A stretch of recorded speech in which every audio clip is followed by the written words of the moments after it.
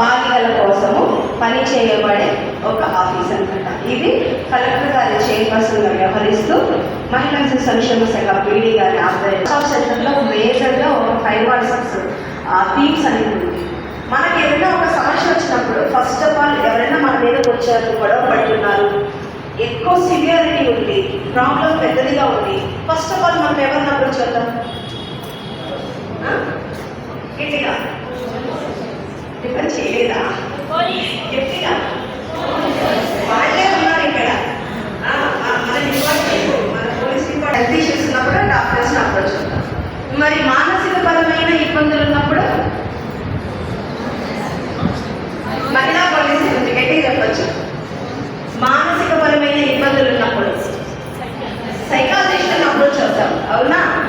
And next ఇంటి నుంచి గెంటి వేయబడి నిరాశ్రయంగా నడి రోడ్డు మీద నిలబడుతున్నప్పుడు, ఎవరు ఆదరణ లేనప్పుడు, without parents, without support, without effort, ఎక్కడ కూడా ఏమీ లేనప్పుడు, ఒక అమ్మాయి కావచ్చు, ఒక మహిళ కావచ్చు, నడి రోడ్డు మీద గెంటి వేయబడినప్పుడు వాళ్ళు ఎవరిని ఆశ్రయించాలి? అది ఇప్పుడు తెలుసుకో. బట్ బికాజ్ ఇక్కడ ఎటువంటి అమౌంట్స్ తీసుకోవడం కానీ ట్రాన్సాక్షన్స్ కానీ ఉండవు. పూర్తిగా ఇది కేంద్ర ప్రభుత్వం చేత నడపబడుచున్న స్కీమ్ కాబట్టి. సో కాబట్టి వన్ స్టాప్ సెంటర్లో ఇన్ని రకాల సేవలు ఉన్నాయి. వీటితో పాటుగా కొత్తగా ప్రిన్సిపల్ సెక్రటరీ గారు వచ్చినప్పుడు ప్రీ మ్యారిటల్ కౌన్సిలింగ్ సెంటర్ని లాంచ్ చేశారు. చాలా విషయాల గురించి సిడిఓ గారు, వన్ స్టాప్ సెంటర్ అడ్మిన్ గారు మీకు చాలా బాగా అర్థమయ్యేలాగా చెప్పారు. యాక్చువల్లీ నేను అనుకుంటుంది ఏమంటే అవన్నీ మీ బాధ్యతలు అనుకుంటున్నా. ఏవైతే మీరు చేయవచ్చో, మీరు చేయడానికి అవకాశం ఉంటుందో ఆ స్కోప్ గురించి వాళ్ళు పూర్తిగా వివరించారు. నేను 1995లో డిపార్ట్మెంట్ వచ్చినప్పుడు పల్లెలకు పోయేవాడు.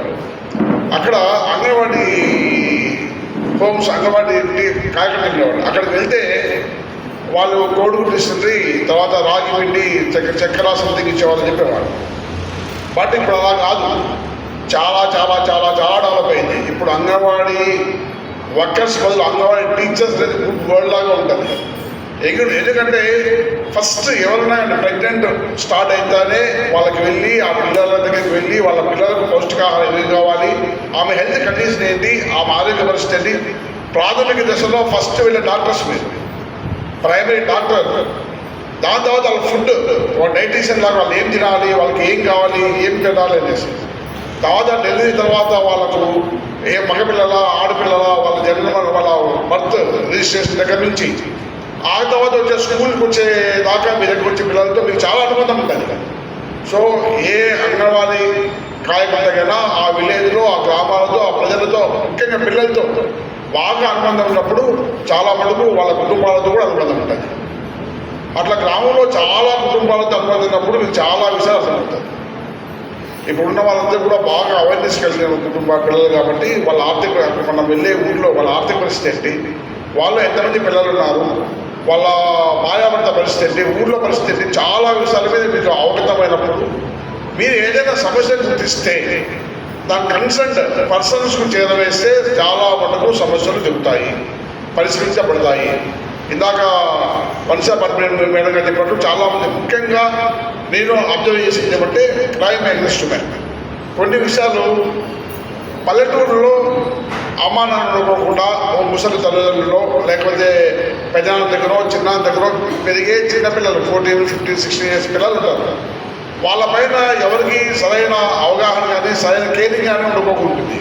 అటువంటి వాళ్ళు గుర్తించి ఊరి బయట కానీ ఎక్కడైనా కానీ ఊళ్ళో గ్రామంలో కానీ వాళ్ళతో ఎవరైనా అతి చదువుగా ప్రవర్తిస్తుంటే, వాళ్ళు ఇన్సూర్ చేస్తుంటే పోలీస్ స్టేషన్ కానీ వన్ సెంటర్ కానీ చెప్తే డెఫినెట్గా అటువంటి వాళ్ళకు రక్షణగా నిలుస్తాము, ఒక కౌన్సిలింగ్ ఇస్తాము. ఎందుకు ఈ విషయం చెప్పాల్సి వస్తుందంటే మా దగ్గర T02 విలేజ్, T02 విలేజ్లో 10th క్లాస్ ఉంటున్న అమ్మాయి ప్రెగ్నెంట్ అయ్యి డెలివరీ అయ్యేంత వరకు కూడా ఆ ఊళ్ళో ఉన్న అంగన్వాడీ టీచర్ కావచ్చు, వాళ్ళ స్కూల్ టీచర్ కావచ్చు, వాళ్ళ అమ్మ నాన్న కూడా తెలియదు.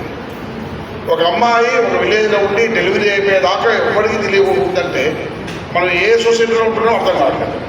ఆఫ్టర్ డెలివరీ కూడా ఇంతవరకు కూడా ప్రెగ్నెన్సీ కాలంలో అర్థం కావట్లేదు. కొంచెం కేరింగ్. ఇప్పుడు నిజంగా చెప్తున్నాను, నాకు అంగన్వాడీ కార్యకర్తలు అంటే చాలా గౌరవం పెరుగుతుంది. ఎందుకంటే బేసికల్గా తక్కువ జీతంతో అయినా సరే చాలా ఎక్కువ కార్యక్రమాలు చేస్తున్నారు, చాలా ఎక్కువ ప్రజలు ఉంటారు. మీరు దాన్ని గుర్తించి బాధ్యతగా తీసుకుని మీరు కార్యకర్త అన్నారు, వర్కర్ అన్నారు.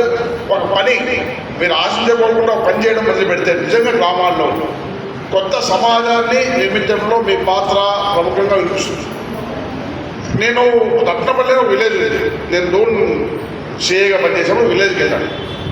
నేను ఎప్పుడన్నా గ్రామాల్లో వెళ్తే ఆ స్కూల్స్ వెళ్తూ ఉంటాను. అక్కడ 1 నుంచి 5 వరకే స్కూల్ ఉంది. 3rd క్లాస్ పిల్లల దగ్గరికి వెళ్ళాను. వెళ్ళి మాట్లాడుతూ, అరే పిల్లలు మీకు ఇష్టమైన టీచర్ ఎవరు అని, జయలక్ష్మి మేడం అన్నారు. తీరా చూస్తే ఇద్దరే జెంట్స్ ఉన్నారు టీచర్స్. జయలక్ష్మి ఎవరు అంటే ఎవరు తెలియదు అన్నారు. అడిగాం జయలక్ష్మి మేడం ఎవరు అంటే మా అంగన్వాడీ టీచర్ అంటారు. నేను రత్నపల్లిలో నాకు నేను ఆశ్చర్యపేసింది. అంగన్వాడీ 3 years తర్వాత పేరు చెప్తున్నాను చెప్పేసి నేను వాళ్ళ టీచర్ చూసుకొని ఆమె దగ్గరికి పోయాను. చిన్న రూము, దాంట్లో చార్ట్స్ ABCDలు, A for apple, B for ball, తర్వాత తెలుగు అక్షరాలు 1 2 3లో అన్ని చార్ట్స్ ఉన్నాయి. ఆమె అడిగితే అని చెప్పింది, సార్ నేను డిగ్రీ దాకా డిస్కంటిన్యూ అయిపోయానికి వచ్చాను కదా, నాకు టైం పాస్ కానీ పిల్లలు నేర్పించాను. ఆ ఊళ్ళో ఇంగ్లీష్ టీచర్ లేరు, ప్లస్ ఆ స్కూల్లో పిల్లలకి అందరికీ ఏ ఫీల్డ్ వస్తుంది నేర్పించింది నాకు. నిజంగా ఏదైనా ప్రైమరీగా దృష్టి పెట్టి ఎట్లాగో మీ సమయాన్ని ఏదో రకంగా ఇది కాకుండా పిల్లలతో అనుసంధానమై వాళ్ళకు ఉపయోగపడే విషయాలు చెప్తే ఆ పిల్లలకు కొత్తగా ఎన్నో నేర్చుకునే అవకాశాలు ఉంటాయి. ఒక స్ఫూర్తి, ఒక మోటివేషన్ ఉంటుంది. ఆ రకమైన మోటివేషన్ మీరు చిన్న పిల్లలతో కలిగిందని కోరుకుంటున్నాను. అట్లాగే ఏ నేరమైనా సరే మహిళల పట్ల ఏదైనా జరుగుతూ ఉంటే వాళ్ళు చెప్పుకోవడం ప్రశ్నలు ఉంటే మీరు డెఫినెట్గా చెప్పండి. అలాగే సామాజిక బాధ్యతగా చిన్నపిల్లలు ఎవరన్నా కానీ గాంజా కానీ లేదా మీ ఊళ్ళో టీజింగ్ కానీ ట్రిపుల్ లీడింగ్ కానీ మీ నోటీస్కి ఏమొచ్చినా పోలీసులు చెప్పగలిగితే మీ వివరాలు పూర్తిగా గోప్యంగా ఉంచుతాము. ఎట్టి పరిస్థితుల్లో మిమ్మల్ని బాధ్యత చేయము. ఎక్కువ డీటెయిల్ అవసరం లేదు సార్, పలానా విలేజ్లో పలానా స్కూల్లో చాలామంది పిల్లలు ఆఫ్టర్ 6th స్టూడెంట్ ఉంటారు, మీరు ఒకసారి విజిట్ చేయండి. డెఫినెట్గా 2 సార్లు విజిట్ చేస్తాం. 1-2 సార్లు డ్రోన్ ఫ్లై చేస్తాం. ఆటోమేటిక్ కంట్రోల్ అవుతాయి. కాబట్టి నేను మీ బాధ్యతను పోలీస్ శాఖతో కూడా అనుసంధానం అయ్యి మా దృష్టిలో కూడా పోలీసులకు ఏదైనా విషయాలు చదివేస్తే పబ్లిక్ ఉపయోగపడే విషయాలు చెప్పాల్సిందని కోరుకుంటూ ధన్యవాదాలు చెప్తాను. Thank you very much.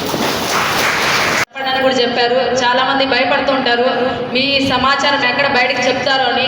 మేము మీ సమాచారం చెప్పకుండా ఏదైనా ఇల్లీగల్ యాక్టివిటీస్ ఉంటే మాకు చెప్తే దాన్ని ఫర్దర్ రిపీట్ కాకుండా చూసుకుంటాం.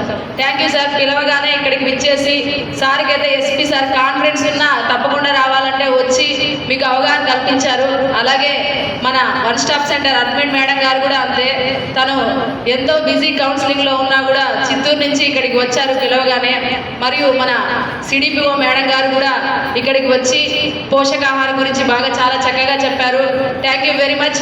ముఖ్యంగా ఇంతకుముందే అందరికీ చెప్పాను శక్తి యాప్ గురించి. ఈ శక్తి యాప్ సగం చెప్పాము, మళ్ళీ సార్ వస్తే ఆపాము. ఇది యాప్ అనేది అందరూ తప్పకుండా ఇన్స్టాల్ చేసుకోండి. ఎందుకంటే మన సెల్ ఫోన్లో ఎన్నో యాప్స్ ఉంటాయి, యూజ్ లేనివి ఉంటాయి, పిల్లలు ఆడుకునే గేమ్స్ ఉంటాయి. ఈ యాప్ మనకి ఎంతో సేఫ్టీ.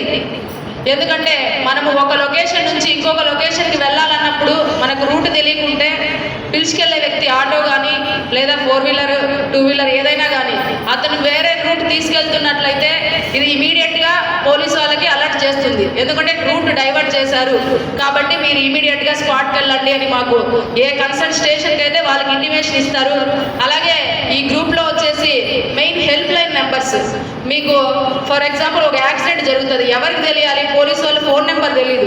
అందులో యాక్సిడెంట్కి సంబంధించిన హెల్ప్ లైన్ నెంబరు, అలాగే షెల్టర్. ఒక పిల్లోడు మనకు ఇది బస్ స్టాండ్లో కానీ ఎక్కడైనా కానీ కనిపిస్తే వాళ్ళని ఎక్కడికి పంపించాలనేది తెలియదు. ఇదే షెల్టర్ హోమ్స్ మన మేడం గారు చెప్పినట్టు 1 స్టాప్ సెంటర్కి సంబంధించిన షెల్టర్ హోమ్ ఫోన్ నెంబరు. అక్కడ ఒక SI ఉంటారు, SI లేని పక్షంలో ఉమెన్ SI అని పెడతారు. వాళ్ళ ఫోన్ నెంబర్ అన్నీ కూడా మెన్షన్ చేసిండే స్టేట్ వైజ్. సో అదేవిధంగా ఇందులో మెయిన్ ఆఫీసర్స్ ఫోన్ నెంబర్, పలానా పోలీస్ స్టేషన్ అయితే ఆ పోలీస్ స్టేషన్ ఫోన్ నెంబర్స్ అన్నీ మెన్షన్ చేస్తున్నారు. కాబట్టి మీరు ఇన్స్టాల్ చేసుకొని పక్కన వాళ్ళకు కూడా చెప్పండి. మీకు ఏ సమస్య ఉన్నా ఇందులో చైల్డ్ మిస్సింగ్ అయినా కూడా కంప్లైంట్ ఇవ్వచ్చు. ఇల్లీగల్ యాక్టివిటీస్ ఏమైనా జరుగుతున్నా కూడా ఇందులో కంప్లైంట్ అనేది రైజ్ చేయవచ్చు. కాబట్టి అందరూ దీన్ని ఇన్స్టాల్ చేసుకోవాలని కోరుకుంటున్నాను. అందరూ పిలవగానే ఇక్కడికి విచ్చేసి ఈ కార్యక్రమం విజయవంతం చేసినందుకు అందరికీ మరొకసారి హృదయపూర్వక నమస్కారాలు తెలుపుతున్నాను. Thank you sir. Thank you madam.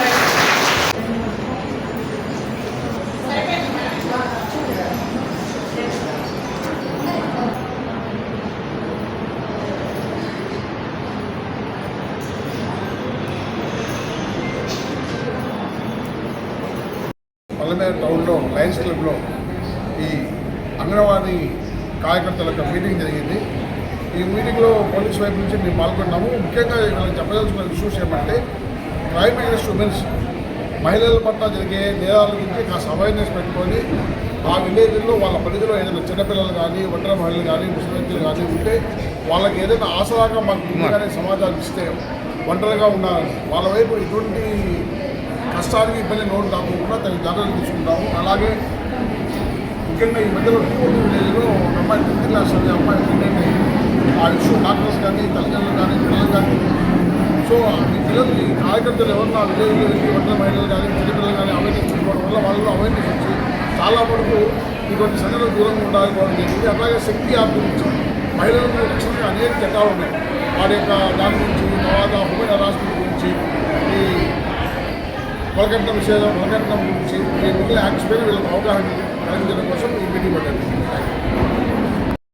ఈరోజు వచ్చేసి క్రైమ్ అగెనిస్ట్ ఉమెన్ గురించి అవగాహన కార్యక్రమం నిర్వహించడం జరిగింది. ఇందులో ముఖ్యంగా శక్తి యాప్ గురించి చెప్పడం జరిగింది. ఈ శక్తి యాప్ ఏంటంటే మనకు ఏదైనా ప్రాబ్లం వస్తే కంప్లైంట్ ఇవ్వాలంటే స్టేషన్కి రావడానికి భయపడతారు. ఇందులో కూడా కంప్లైంట్ ఇవ్వవచ్చు. ఇల్లీగల్ యాక్టివిటీస్ గురించి, మిస్సింగ్ పర్సన్స్ గురించి కంప్లైంట్ రైజ్ చేయవచ్చు. అలాగే ఒక పర్సన్ ఒక చోటు నుంచి ఇంకొక చోటుకి వెళ్ళేటప్పుడు ట్రాక్ బై ట్రావెల్ అనే ఆప్షన్ యూజ్ చేసుకోవచ్చు. ఎందుకంటే ఆటోలో తీసుకెళ్లే వాళ్ళు కరెక్ట్ ప్లేస్ తీసుకెళ్తారా లేదా అన్న విషయం తెలియదు కాబట్టి వీళ్ళు ఈ యాప్ని యూజ్ చేసుకుంటే పోలీస్ వాళ్ళకి వాళ్ళు వేరే డైరెక్షన్లో తీసుకెళ్తే ఇమీడియట్గా అలర్ట్ వస్తుంది. కన్సర్న్ పోలీస్ ఆఫీస్ వాళ్ళు అక్కడికి వెళ్తారు. అలాగే హెల్ప్ లైన్ నెంబర్స్ మనకైతే police help line number, child welfare number ఇలా మొత్తం హెల్ప్ లైన్ నెంబర్స్ కూడా ఇందులో అందుబాటులో ఉంటాయి. అదేవిధంగా షెల్టర్స్ ప్రొవైడ్ చేయడం కూడా మనకు ఏపీలో ఎక్కడ ఏ డిస్టిక్లో ఎవరు షెల్టర్ ప్రొవైడ్ చేస్తున్నారనే నెంబర్స్ మొత్తం అన్నీ ఇందులో ఉంటాయి. కాబట్టి ఇది మహిళలకు రక్షణగా ఉంటుంది కాబట్టి యాప్ని ఇన్స్టాల్ చేసుకోమని చెప్పడం జరిగింది. ఒకవేళ వాళ్ళు యాప్ నొక్కి ఫోన్ చేసి చెప్పలేని సిచ్యువేషన్స్లో SOS నొక్కచ్చు. SOS కూడా ఇవ్వలేని సిచ్యువేషన్ ఉంటుంది కొన్ని సందర్భాల్లో. అప్పుడు హ్యాండ్ గెస్చర్ అనేది ఉంది. దాన్ని హ్యాండ్ షేక్ చేస్తే ఫోన్ని డైరెక్ట్గా కంట్రోల్ రూమ్కి audio plus 10 seconds video record అయ్యి వెళ్తుంది. అంటే ఏ సిచ్యువేషన్లో ఉందో తెలుసుకోవడానికి. కాబట్టి తప్పకుండా అందరినీ యాప్ ఇన్స్టాల్ చేసుకోవడానికి చెప్పడం జరిగింది. Okay, thank you.